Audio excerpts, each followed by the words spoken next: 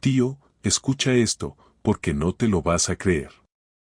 Todo empezó con una maldita copa de vino. Era sábado por la noche y estábamos en casa de unos amigos, en una cena de esas donde todos hacen como que todavía se quieren. ¿Sabes? Parejas con hijos, trabajos que odian, y conversaciones forzadas sobre reformas de cocina o a qué colegio apuntar a los críos. Yo, la verdad, estaba por irme desde que llegamos, pero Laura, mi mujer, estaba en su salsa. Vestido nuevo, risitas suaves, y todo el rato pegada a Marcos. ¿Quién coño es Marcos? Buena pregunta. Yo tampoco lo conocía. Supuestamente era el compañero nuevo de Nuria, la anfitriona. Un tío de unos 40, simpático, con camisa de lino abierta hasta el pecho, de esos que hablan con las manos y no te quitan los ojos de encima aunque estés al otro lado del salón. Laura no lo presentaba como nadie especial, pero la forma en que se tocaban el brazo cuando se reían me empezó a joder la cabeza. En un momento, ella se fue a la cocina, y Marcos fue detrás con la excusa de llevar los platos. A mí ya se me estaba llenando el vaso, y no precisamente de vino, así que decidí seguirles. No fui como un psicópata, simplemente me acerqué por si necesitaban ayuda. Y ahí lo vi. No estaban besándose ni haciéndose nada raro. Peor. Estaban en silencio, de espaldas a mí, muy cerca. Él le sujetaba la copa de vino mientras ella bebía. Como si se lo ofreciera en la boca. Como si fueran una pareja de toda la vida. Y ella se reía. No con la risa de siempre. Una risa nerviosa, íntima, como de adolescente pillada. Me giré y volví al salón sin decir nada, con el estómago apretado y las orejas ardiendo. No dije ni una palabra en toda la noche. La gota final fue cuando nos íbamos. Ella se acercó a Marcos, le dio 2 besos, normal, y le susurró algo al oído. Yo vi como él se reía bajito. Yo no soy celoso. De verdad. Pero ahí lo supe. No tenía pruebas, no tenía fotos, no tenía mensajes ocultos. Pero lo supe. Y eso fue peor. Porque a partir de ese momento, me convertí en un tipo diferente. Empecé a observarla como si no la conociera. Cada gesto, cada frase, cada minuto que pasaba fuera de casa. No me obsesioné, pero, casi. Al día siguiente le pregunté por Marcos. Me dijo que era un pesado y que apenas le conocía. Pero yo ya había visto esa complicidad antes. Era la misma que teníamos nosotros cuando empezamos. Esa sensación de que el mundo se apaga cuando la otra persona te mira. Esa noche dormí mal. No por celos. Por traición anticipada. Porque a veces el cuerpo sabe lo que la mente se niega a aceptar. Y aún no había visto nada. Durante los días siguientes hice todo lo posible por no pensar en aquella imagen. El tipo sujetándole la copa, ella bebiendo sin mirarme, el susurro al oído antes de irnos, todo eso me venía a la cabeza mientras conducía al trabajo, mientras desayunaba en silencio, incluso mientras Laura hablaba conmigo de cualquier cosa sin importancia, como si nada hubiese pasado. Me obligaba a mí mismo a actuar normal, a no darle poder a esa duda, pero la verdad es que algo dentro de mí ya no estaba bien. Empecé a notar detalles que antes me pasaban por alto. Las risas que tenía con el móvil en la cocina mientras yo estaba en el salón, los mensajes a horas raras con supuestas compañeras del colegio, la forma en que se arreglaba más de lo normal para ir al trabajo, incluso los días que sabía que no tenía reuniones ni visitas de padres. Pero lo que realmente me hizo ver que algo estaba mal fue el cambio en cómo me tocaba. Antes me daba un beso en la mejilla cuando se iba al trabajo, ahora me tocaba el hombro como si fuera un compañero de piso. Cuando le hacía una broma, ya no se reía como antes, solo sonreía por compromiso, como si quisiera terminar la conversación lo más rápido posible. El jueves de esa semana, Laura me dijo que tenía una reunión de tarde con las profesoras del centro para organizar una excursión. Se fue antes de las 5 y me dejó solo con la cena. Yo no dije nada. No pregunté a qué hora volvía, ni dónde era exactamente la reunión. No porque confiara, sino porque ya no quería escuchar más mentiras pequeñas. Pero no me quedé quieto. No soy detective, no tengo acceso a cámaras ni historias raras, pero sé cómo hacer las cosas sin levantar sospechas. A las 6:15 llamé al colegio. Pregunté por una tontería, que si habían cambiado la fecha de la reunión de padres, y me dijeron que ese día no había nadie en el edificio, que todo el personal se había ido a casa antes de las 5. Me quedé en silencio unos segundos, colgué, y me senté en el sofá sin encender la tele. No necesitaba más pruebas. No necesitaba verla en la cama con nadie. Ella ya no estaba ahí. Puede que estuviera en casa físicamente, pero lo que había entre nosotros, eso ya se había ido. A las 9:30 volvió. Llevaba el pelo recogido como si se lo hubiera atado con prisa, y el pintalabios estaba medio borrado. Llevaba la misma ropa con la que se había ido, pero con un olor a perfume que no era suyo. Yo tengo buen olfato para esas cosas, nunca le dije nada, pero siempre supe cuando usaba el suyo habitual y cuando no. Ese no lo conocía. Me preguntó si había cenado. Le dije que sí. Me dijo que la reunión había sido un coñazo, que no se ponían de acuerdo para nada. Yo asentí con la cabeza y no dije nada más. Me miró un momento, se quedó callada, como esperando que le hiciera una pregunta, pero no lo hice. Se fue al baño, y al rato entró en la habitación con su pijama de siempre, como si todo fuera normal. Esa noche no dormí. Me quedé mirando el techo mientras escuchaba su respiración tranquila a mi lado. No sabía qué era peor, si que me estuviera engañando, o que lo hiciera con tanta calma, como si yo fuera un idiota que nunca iba a notar nada. Al día siguiente fui a trabajar como siempre. Mismo café, mismo atasco, misma mierda de siempre. Pero dentro iba hecho una bomba.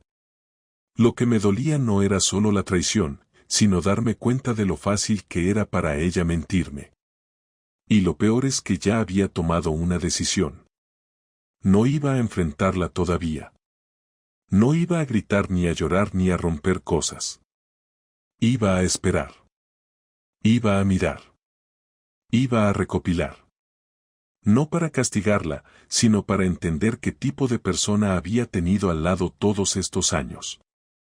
Esa misma tarde empecé con algo simple. Me pasé por la tienda donde arreglan móviles y pregunté por una grabadora pequeña, de esas que puedes llevar en el bolsillo sin que se note. Me llevé una, no porque quisiera espiarla todo el día, sino porque quería escucharla cuando hablara por teléfono creyendo que estaba sola. El plan era dejarla activada cuando ella se quedara en casa mientras yo salía. Un par de horas al día, lo justo para ver si era cosa mía o si de verdad estaba ocurriendo algo. Esa noche, sin decirle nada, la puse en la repisa del mueble del salón antes de irme a correr. Cuando volví, estaba en la cocina preparando una ensalada, como si no tuviera una doble vida. Me sonrió, me preguntó qué tal la carrera, y me ofreció una cerveza. Le dije que bien, me duché, cenamos, y no saqué el tema. La grabadora seguía en su sitio, y ella ni se había dado cuenta. El domingo hice lo mismo. La dejé en modo grabación cuando me fui al gimnasio. Y al volver, repetí la rutina. Sonrisa, charla tonta, y a dormir. Esa noche, cuando ella se quedó dormida, me levanté sin hacer ruido, saqué la grabadora y me metí en el baño con los cascos. El primer día no había nada. Solo el ruido de la tele, un par de llamadas con su madre. El segundo día, sin embargo, había una conversación. Una voz masculina. Le decía que la había echado de menos esa semana. Que la próxima vez reservaba una habitación en otro sitio, que el último hotel no le gustó. Y ella, joder, ella se reía bajito. Le decía que esa semana había sido complicada, que el otro estaba raro. No dijo mi nombre, pero sabía perfectamente a quién se refería. Me quedé quieto, con los auriculares puestos y las manos sudadas, escuchando cómo hablaban de mí como si fuera un mueble. No dormí nada esa noche. Y al día siguiente tampoco. Porque lo supe. No solo me engañaba. Me había borrado. Me había convertido en un obstáculo entre ella y su nueva diversión. Y eso, amigo, es lo que más duele. El lunes por la mañana me levanté antes que ella. No podía seguir fingiendo normalidad. No podía sentarme a desayunar con la mujer que había escuchado reírse con otro mientras me llamaba el otro. Preparé café, pero ni siquiera lo probé. Me quedé mirando el reloj de la cocina hasta que la oí moverse en el dormitorio. Cuando salió, llevaba la bata puesta y una expresión tranquila, de esas que ponen cuando creen que controlan todo. Me saludó con un buenos días que sonó vacío. Le contesté igual, sin levantar la mirada. En ese momento todavía no tenía decidido cómo enfrentarla. No quería montar un espectáculo, pero tampoco podía seguir tragándome aquello. Así que esperé a que terminara de desayunar. Cuando dejó la taza en el fregadero, le pregunté con calma, ¿quién es? Ella se giró y frunció el ceño, ¿cómo dices? Repetí la pregunta, sin levantar la voz. ¿Quién es el tipo con el que te estás acostando? El cambio en su cara fue inmediato. Primero sorpresa, luego rabia. ¿Qué tontería estás diciendo?, dijo, intentando reírse. Laura, no me tomes por idiota, respondí. Me crucé de brazos y la miré fijamente. He escuchado cómo hablabas con él. Sé que existe. Sé lo que hacéis. No le conté cómo había conseguido las grabaciones, no quería que eso desviara la conversación. Ella se quedó quieta unos segundos y después me dio la espalda. No tengo nada que decirte si vienes con acusaciones absurdas, soltó mientras recogía su bolso. Me acerqué despacio. Te he escuchado decirle que el último hotel no te gustó. Te he escuchado reírte. No mientas más. Se giró bruscamente. Me estás espiando, has puesto micrófonos en casa, eso es enfermizo. Su tono cambió de la defensa a la ofensa, típico cuando no tienen cómo justificar lo que hicieron. Me dio igual. Eso es lo único que te preocupa, cómo me enteré, no lo que hiciste. Ella apartó la mirada. No hice nada, dijo con voz baja. Nada, hablar con un hombre sobre hoteles y esconderlo de mí no es nada, reírte de mí en tu propia casa no es nada. No contestó. Se quedó inmóvil, mirando la mesa como si buscara las palabras correctas. Al final suspiró. No fue planeado. Pasó. No quería que pasara, pero pasó. Escuchar eso me hizo sentir un calor en el pecho, como si todo el aire del cuerpo se me hubiera ido de golpe. ¿Cuánto tiempo?, pregunté. Ella se apoyó en el respaldo de la silla. Unos 3 meses, dijo sin mirarme. ¿Y quién es? No importa, respondió. Claro que importa. Quiero saber quién es el hombre que entra en mi vida por la puerta de atrás mientras yo trabajo para pagar esta casa. Ella dudó unos segundos. Marcos, dijo al fin. El amigo de Nuria. Me reí, sin humor. El del vino, dije. Así que empezó ahí. No lo planeé, repitió. Fue una tontería, algo que se nos fue de las manos. Me costaba mantener la voz tranquila. ¿Una tontería? Laura, 3 meses no son una tontería. 3 meses son una decisión. Ella se cruzó de brazos. No entiendes lo que pasaba aquí. Llevábamos años sin conexión. Siempre estás cansado, siempre estás de mal humor. Me sentía sola. Esa frase me dio más rabia que todo lo demás. ¿Y esa es tu justificación? ¿Que te sentías sola? Podrías haber hablado conmigo, podrías haberme pedido lo que necesitabas, pero preferiste acostarte con otro. No es tan simple, dijo. Sí lo es, contesté. Se hizo un silencio largo. Podía oír el ruido del tráfico afuera. Ella se pasó la mano por el pelo, respiró hondo y me miró a los ojos por fin. No lo amo, dijo. Fue solo algo que me hizo sentir viva otra vez. ¿Y yo qué era entonces? Un mueble, una rutina que soportar. No quería perderte, Javier. No quería esto. Pero lo hiciste. Cogí las llaves de casa y me fui sin decir más. Caminé sin rumbo por el barrio, sin saber si quería gritar o reírme. Me sentía vacío, pero no derrotado. No podía entender cómo alguien que compartía mi vida podía hablar así de ligera sobre traicionarme. Lo peor no era el sexo, era la mentira constante, la normalidad fingida, el modo en que podía mirarme a los ojos después de acostarse con otro. A media mañana me senté en un bar y pedí un café que no probé. Llamé a mi amigo Dani, el único al que podía contarle algo así. Le pedí que nos viéramos en la tarde. No quería consejos, solo necesitaba que alguien me escuchara sin decirme que lo superaría. Cuando volví a casa al mediodía, ella estaba en el sofá, llorando. No me acercó la mirada. Lo siento, dijo. No sabes lo que dices, le respondí.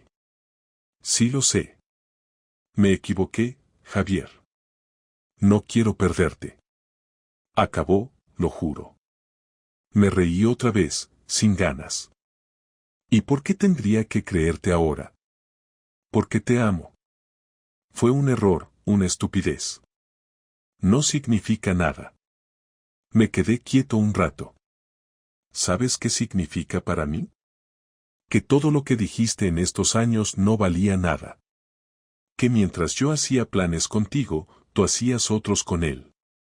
No lo veas así, insistió. ¿Cómo quieres que lo vea? Como algo que pasó, algo que ya terminó. Podemos arreglarlo. La miré largo rato. No vi amor, vi miedo. Miedo a quedarse sola, a perder la estabilidad, a que el juego se le escapara de las manos. No sé si quiero arreglar nada, le dije. No sé si puedo. Ella se levantó, vino hacia mí y me tocó la mano. Por favor, no tires todo por la borda. No me dejes. Aparté la mano. No lo hice yo. Lo hiciste tú. Me fui al dormitorio y cerré la puerta. Escuché cómo se echaba a llorar en el salón. No sentí pena. Sentí asco. Por ella, por mí, por todo. En ese momento, supe que no iba a perdonarla. No todavía. Quizá nunca. Y también supe que, a partir de ese día, todo iba a ser distinto. Ya no había nosotros. Solo quedaba lo que ella había roto con tanta facilidad. Y eso, por mucho que llorara, no iba a volver a ser lo mismo.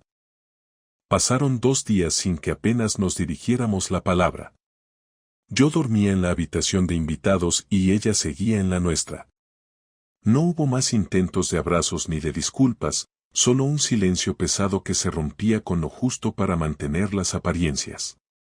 No le conté nada a mis padres ni a mi hermano, ni siquiera a Dani, con quien solo había quedado para tomar algo y descargar la rabia sin entrar en detalles.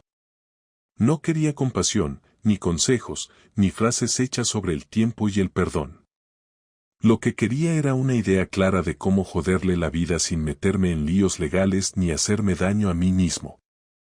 No me interesaban los dramas ni las escenas públicas.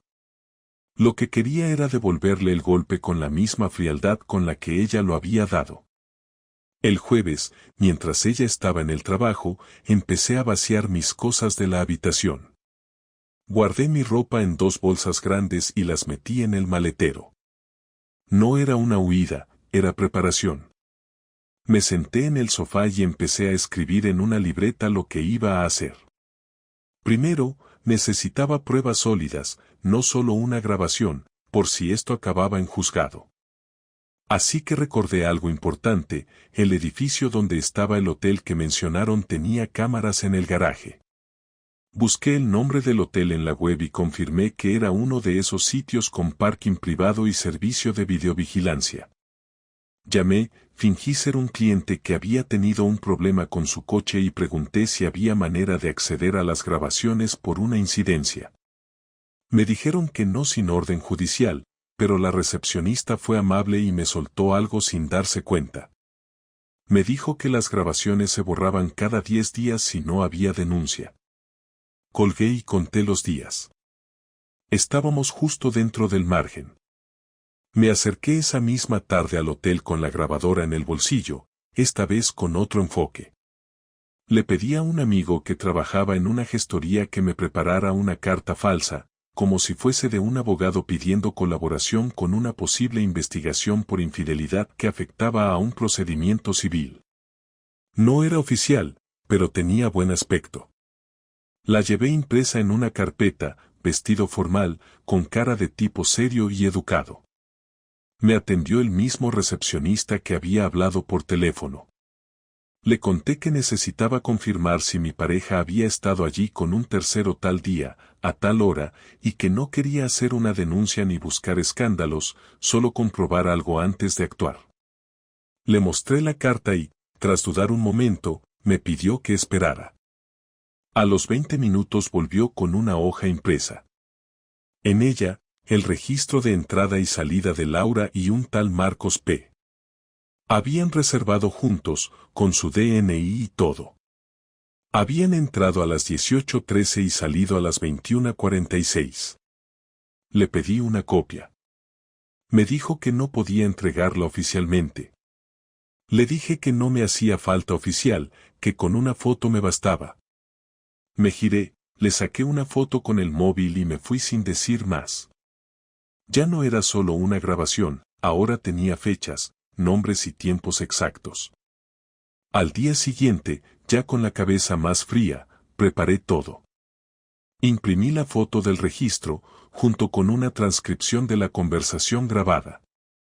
Lo metí en un sobrecerrado y escribí en la tapa para Laura. No se lo iba a dar. No todavía. Primero haría que supiera lo que se siente al estar fuera de control. Que sintiera que no sabía qué vendría después. Cuando volvió esa noche del trabajo, me saludó con un hola bajo, como esperando mi reacción. Yo le devolví el saludo con una sonrisa forzada. Le dije que estaba bien, que había pensado mucho y que quería hablar. Se sentó frente a mí en la cocina, con las manos juntas sobre la mesa. Yo saqué el sobre, lo puse entre los dos y le dije: aquí está todo lo que necesito para destrozarte si me da la gana. Lo miró, pero no lo tocó. ¿Qué quieres de mí?, preguntó. Le respondí sin levantar la voz. No quiero tu llanto, ni tus explicaciones. Quiero que sientas lo que yo sentí cuando descubrí que te reías con otro a mis espaldas. Quiero que cada vez que llegues a casa no sepas si voy a estar. Quiero que duermas sabiendo que puedo hacer que tus padres, tus compañeros y tu madre entera lean lo que escribiste y escuchaste. Quiero que no tengas el control por una vez en tu vida. No dijo nada. Solo asintió con la cabeza y apartó la vista.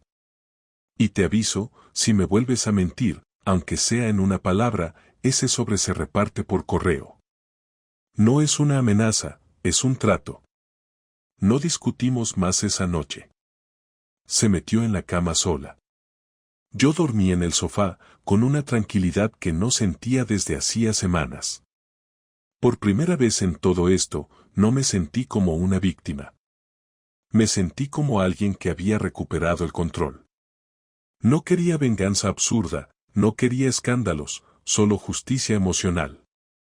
Hacerle entender lo que cuesta reconstruir cuando el otro te rompe con una sonrisa.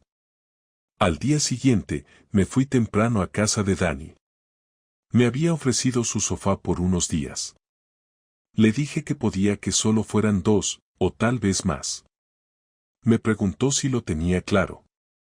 Le dije que no, pero que necesitaba espacio para decidir qué iba a hacer con mi vida. Por lo menos ahora sabía con quién no la quería compartir. Durante los días que estuve en casa de Dani me dediqué a pensar con más calma. No tenía la cabeza hecha polvo como en los primeros días. Ya no me levantaba con el estómago encogido ni con esa necesidad de revisar su móvil o repasar mentalmente las conversaciones pasadas buscando señales que no vi. Eso ya no me importaba. Lo que sí me importaba era lo que venía ahora, qué iba a hacer con esta situación, con mi futuro, y sobre todo, con mi dignidad. Laura me escribió el primer día, mensajes cortos, sin tono. ¿Estás bien? Avísame si necesitas algo. Al segundo día intentó llamarme, no respondí. Al tercero me mandó un audio, que sí escuché, donde me decía que necesitaba hablar conmigo, que no por ella, sino por cerrar las cosas bien. Me pareció justo, así que le dije que volvíamos a vernos el viernes por la tarde. Le dejé claro que no era una cita, ni una reconciliación, ni nada por el estilo, solo una conversación pendiente. Llegué al piso a las 6. Ella estaba esperándome en la cocina, como si no se hubiese movido en 3 días. Tenía los ojos hinchados, pero no estaba maquillada ni arreglada de forma especial. Me ofreció un café, lo rechacé, y nos sentamos uno frente al otro sin más. Le pregunté directamente qué quería decirme. Me miró con inseguridad, pero habló sin rodeos. Sé que no tengo cómo justificar lo que hice. No lo espero. Pero necesitaba decirte que lo he terminado. No lo volví a ver desde que hablamos. Le dije que no quería saber nada más. Que se acabó. Que fue un error. No respondí, así que continuó. No te estoy diciendo esto para que me perdones. Sé que eso no depende de mí. Pero quiero que lo sepas porque, dentro de todo, lo que menos quiero es que pienses que me dio igual lo que te hice. Esperé a ver si decía algo más, pero no lo hizo. Le pregunté si quería seguir con el matrimonio. Dijo que sí, sin dudarlo. Le pregunté por qué. Me dijo que me seguía queriendo. Que fue algo que se le fue de las manos. Que se sintió sola, olvidada, invisible. Y que eso no justificaba nada, pero ¿qué pasó? Le pregunté por qué no me lo dijo cuando empezó a sentirse así. Me dijo que me veía cansado, distante, como si todo me pesara. Que pensó que si me decía que estaba mal solo añadiría más tensión. Me quedé callado un momento. ¿Tú crees que yo estaba bien?, le pregunté. ¿Tú crees que yo no notaba que faltaba algo, pero sabes qué hice? Me aguanté. Porque creí que estábamos los dos en esto. Pensé que tú eras como yo, que si estábamos mal lo hablaríamos, no que uno se iría a un hotel con otro mientras el otro hace la compra. Ella no intentó rebatirme. Lo agradecí. Me dijo que no sabía cómo repararlo. Que si le decía que me dejara en paz, lo aceptaría. Que si le pedía ir a terapia de pareja, iría. Que si quería el divorcio, lo firmaba. Me ofreció todas las cartas sobre la mesa, pero ya no me interesaban sus condiciones. Le dije que no sabía qué quería aún, que estaba empezando a entender la magnitud de todo. Que tenía muy claro que ya no confiaba en ella y que no tenía claro si eso era recuperable. Le pedí una cosa, y fue que saliera del piso durante una semana. Que se fuera con su madre, con una amiga, con quien quisiera. No porque yo necesitara el espacio, sino porque quería sentir cómo era vivir en esa casa sin fingir que nada había pasado. Ella aceptó sin rechistar. Me pidió un día para organizarse y al día siguiente se fue con una maleta. El sábado por la mañana me desperté solo en nuestra cama. Fui al salón, desayuné en silencio y miré alrededor. Era la misma casa de siempre, pero por primera vez desde que todo pasó, no sentí tensión. No me dolía el pecho. No sentía esa presión constante de tener que fingir calma. Empecé a recoger mis cosas, a ordenar lo que llevaba semanas ignorando. Ropa, papeles, hasta las fotos. No tiré nada, pero guardé todos los marcos que tenía con fotos de los dos. Los puse en una caja y las subí al trastero. Me pareció lo más lógico. No era por rencor. Era porque esas imágenes no tenían sentido en este momento. No me iban a ayudar. Pasé los días siguientes como si viviera solo. Cocinando para uno, trabajando en silencio, sin televisión por las noches. Me vino bien. No por despejar la cabeza, sino por ver que podía funcionar sin ella. Que no necesitaba su presencia para sentirme persona. Que el mundo seguía girando. Durante esos días no me escribió. Lo respeté. No eché de menos sus mensajes ni sus llamadas. Solo repasaba mentalmente todo lo que había vivido los últimos años y me preguntaba cuándo había dejado de mirarla con los mismos ojos. Me di cuenta de que quizá eso pasó mucho antes de que ella se acostara con otro. Que ambos habíamos dejado de hablar en serio mucho tiempo antes. Que los silencios se convirtieron en rutina. Y que, aunque eso no la excusaba, sí explicaba en parte cómo llegamos a este punto. El viernes siguiente, a la misma hora, volvió al piso. Traía la misma maleta con la que se fue. Me preguntó si podía entrar. Le dije que sí. No hablamos mucho. Solo me preguntó qué había decidido. Me quedé de pie, mirándola. Vamos a separar nuestras cuentas. Quiero que todo quede por escrito. No me interesa tu dinero ni tus cosas. Solo quiero claridad. Asintió. Y no quiero que haya más mentiras. Si decides que vas a hablar con él otra vez, si tienes dudas, si no te ves capaz de seguir, me lo dices. Pero no más juegos. Ella asintió de nuevo. No lloró. No me abrazó. No intentó besarme. Solo dijo, entiendo. No dije que todo estaba arreglado. Tampoco dije que iba a perdonarla. Lo único que sabía era que, si seguíamos, sería desde otro lugar. Uno donde el pasado no se podía borrar, pero al menos se podía nombrar. Y, sobre todo, no olvidar. Porque olvidar sería dejar la puerta abierta a repetirlo todo. Y eso, no iba a permitirlo. Pasaron 3 semanas desde que Laura volvió a casa. No había gritos, no había peleas, pero tampoco había contacto real. Compartíamos espacio, pero no vida. Yo llegaba del trabajo, cenaba solo aunque ella estuviera en la cocina, a veces en silencio, a veces con alguna excusa para justificar su distancia, como si hiciera falta. Ella intentaba ser educada, me preguntaba si necesitaba algo, si quería hablar, si quería cenar lo mismo que ella. Yo le respondía con frases funcionales, cortas pero no agresivas. No le gritaba, no le echaba en cara nada, simplemente no la incluía. En ningún plan, en ninguna conversación de fondo, en nada que implicara futuro. Me había convertido en alguien que convivía con otra persona sin esperar nada de ella. No era algo planeado, ni una forma consciente de castigarla, simplemente me salió así. Y lo notaba. Ella lo notaba. La incomodidad no era por el recuerdo del engaño, sino por la certeza de que había dejado de ser importante en mi vida.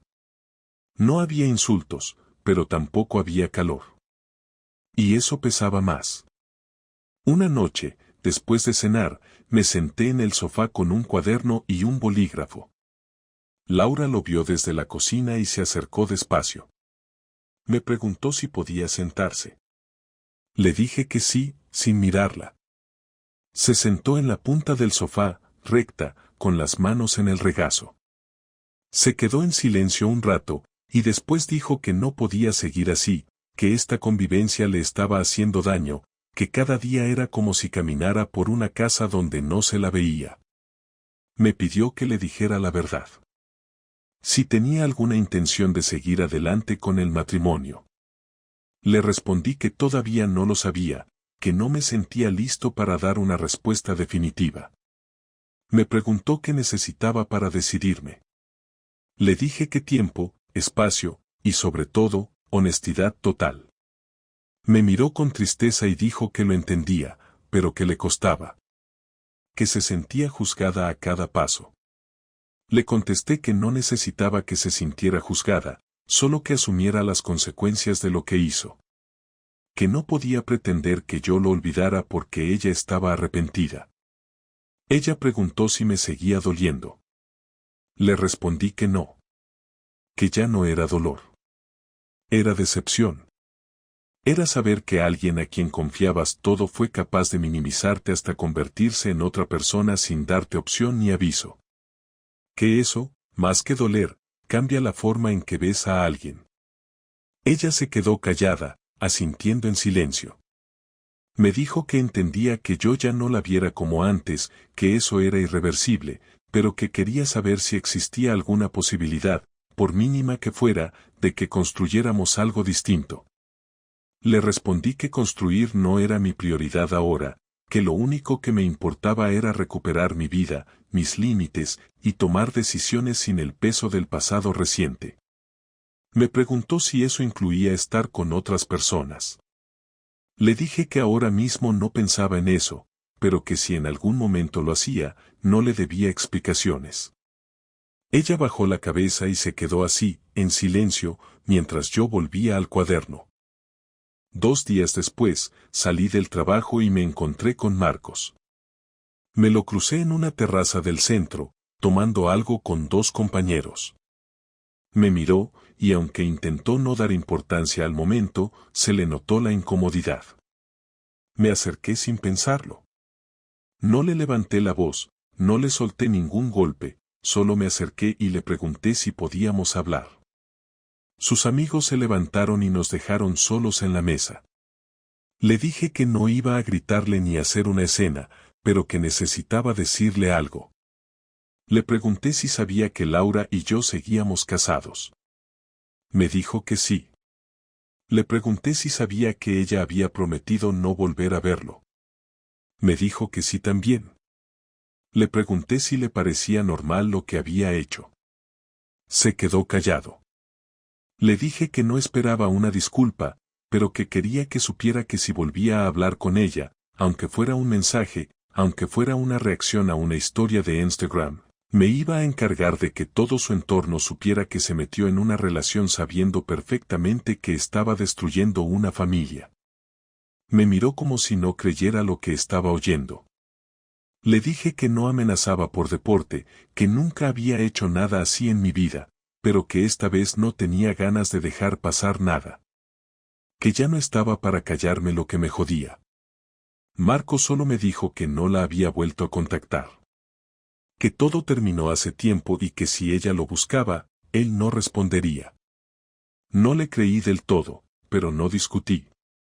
Me levanté y me fui. No volví a decirle nada a Laura sobre ese encuentro. No porque quisiera protegerla, sino porque no tenía sentido seguir desgastándome con algo que ya había decidido no sostener. A la semana siguiente, pedí cita con un abogado. Le pedí que me explicara el proceso para una separación amistosa. Me lo detalló con claridad, sin adornos. Le dije que no quería pelear por propiedades, que solo quería cortar el vínculo legal sin dramas.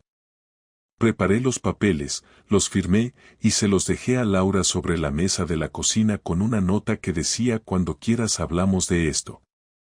Esa noche no hablamos. A la mañana siguiente me pidió que nos sentáramos. Me dijo que lo había leído, que no le sorprendía, pero que le dolía. Me preguntó si era definitiva mi decisión. Le respondí que sí. Me pidió que le diera al menos una última conversación, sin culpas, sin reproches, solo para cerrar bien. Acepté. Esa noche hablamos durante más de 3 horas. Ella me confesó cosas que no había dicho antes. Me habló de la insatisfacción acumulada, del desgaste, de lo que había buscado fuera. Me habló de su inseguridad, de su dependencia emocional, de su miedo a quedarse sola. Yo le respondí con calma. Le dije que entendía todo eso, pero que cada persona tiene una forma distinta de lidiar con sus carencias.